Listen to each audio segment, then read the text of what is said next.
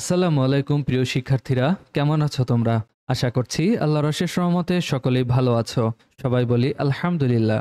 শিক্ষার্থীরা, আবারও ফিরে এলাম সহজ পড়াতে। আজকে আমরা পড়ব নবম অধ্যায়ের অনুশীলনীর ৩ নাম্বার অর্থাৎ বর্ণনামূলক প্রশ্ন।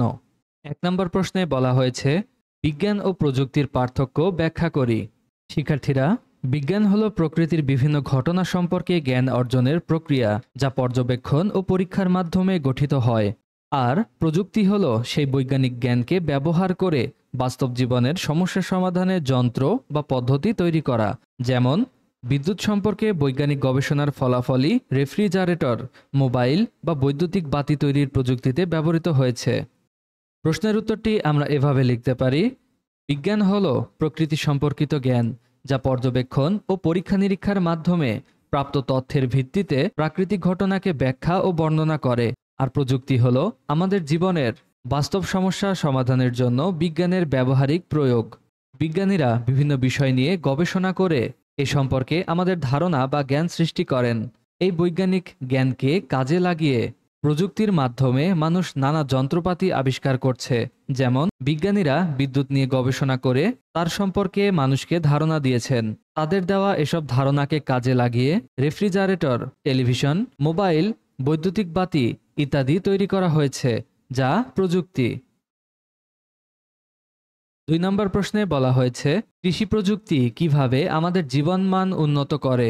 শিক্ষার্থীরা, কৃষি প্রযুক্তি আমাদের জীবনমান উন্নত করতে সহায়তা করছে, কারণ এটি কম সময়ে বেশি ফসল উৎপাদনের সুযোগ করে দেয়।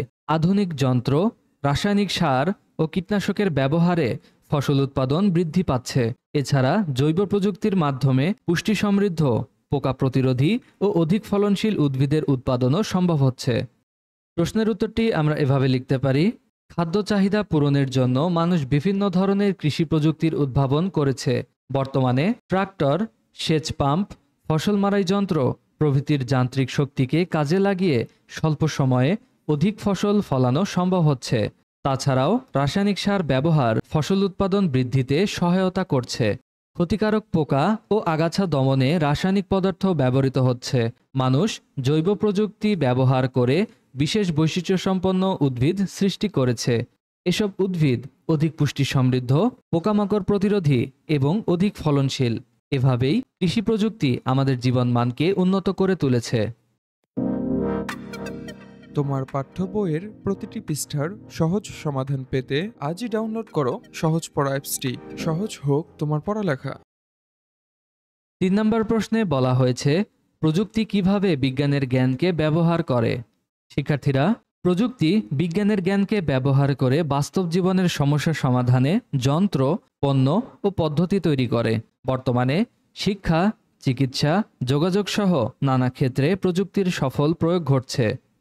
প্রশ্নটির উত্তর আমরা এভাবে লিখতে পারি: প্রযুক্তি হলো আমাদের জীবনের বাস্তব সমস্যা সমাধানের জন্য বিজ্ঞানের ব্যবহারিক প্রয়োগ।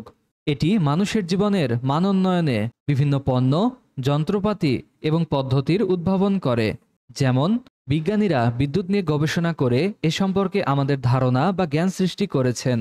এই বৈজ্ঞানিক জ্ঞানকে আবার রেফ্রিজারেটর, টেলিভিশন, মোবাইল এবং বৈদ্যুতিক বাতি উদ্ভাবনে কাজে লাগানো হয়েছে। বিজ্ঞানের জ্ঞানকে কাজে লাগিয়ে আজ প্রযুক্তি নানা ক্ষেত্রে ব্যবহার করা হচ্ছে, যেমন শিক্ষা, চিকিৎসা, যোগাযোগ, যাতায়াত ইত্যাদি। ৪ নম্বর প্রশ্নে বলা হয়েছে বিজ্ঞান ও প্রযুক্তির উদ্দেশ্য ভিন্ন হলেও তারা কিভাবে পরস্পর সম্পর্কযুক্ত ব্যাখ্যা করি। শিক্ষার্থীরা, বিজ্ঞান ও প্রযুক্তির উদ্দেশ্য ভিন্ন হলেও তারা একে অপরের উপর নির্ভরশীল। বিজ্ঞান প্রাকৃতিক ঘটনা ব্যাখ্যা করে, আর প্রযুক্তি সেই বৈজ্ঞানিক জ্ঞানকে ব্যবহার করে বাস্তব সমস্যার সমাধান করে। প্রযুক্তি যেমন বৈজ্ঞানিক জ্ঞান ছাড়া সম্ভব নয়, তেমনি বিজ্ঞানেও গবেষণার জন্য প্রযুক্তির সাহায্য প্রয়োজন হয়। ফলে বিজ্ঞান ও প্রযুক্তি পরস্পর সম্পর্কযুক্ত ও পরিপূরক। প্রশ্নের উত্তরটি আমরা এভাবে লিখতে পারি: বিজ্ঞান ও প্রযুক্তির মধ্যে নিবিড় সম্পর্ক রয়েছে। বিজ্ঞান ও প্রযুক্তির উদ্দেশ্য ভিন্ন হলেও আমাদের জীবনে এদের গুরুত্বপূর্ণ ভূমিকা রয়েছে। বিজ্ঞান প্রাকৃতিক ঘটনা ব্যাখ্যা ও বর্ণনা করে। এখানে ব্যবহারিক জীবনের সমস্যার সমাধান করা উদ্দেশ্য নয়, কিন্তু এ জ্ঞানকে কাজে লাগিয়ে বাস্তব সমস্যার সমাধান করা হলো প্রযুক্তি। যেমন বিজ্ঞানীদের আবিষ্কৃত বিদ্যুতের ধারণাকে কাজে লাগিয়ে ফ্রিজ, বৈদ্যুতিক বাতি, মোবাইল ইত্যাদি তৈরি করা হয়েছে। অর্থাৎ বিভিন্ন পণ্য এবং প্রযুক্তি উদ্ভাবনে মানুষ বৈজ্ঞানিক জ্ঞান ব্যবহার করে থাকে। বিজ্ঞানীরাও প্রকৃতি নিয়ে গবেষণার সময় এ প্রযুক্তি ব্যবহার করে থাকেন।